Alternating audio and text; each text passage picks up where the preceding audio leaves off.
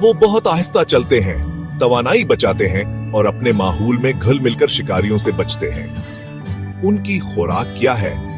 ज्यादातर पौधे, पत्ते, फल और फूल। अपनी मजबूत चोंच जैसी मिना से वो सख्त पौधों को ऐसे चबा जाते हैं जैसे कुछ भी ना हो। और चूंकि वो गर्म जगहों पर रहते हैं, कुछ वे हफ्तों तक पानी के बगैर जिंदा रह सकते हैं।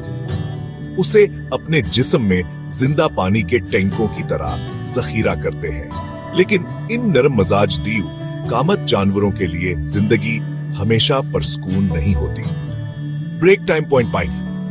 रहाइशगाह के नुकसान और गैर कानूनी पालतू जानवरों की तिजारत की वजह से कछुओं की कई नस्लें खतरे में हैं। ब्रेक टाइम पॉइंट 4 है। इसीलिए उनकी जगह का एहतराम करना और उनके घरों की हिफाजत करना जरूरी है।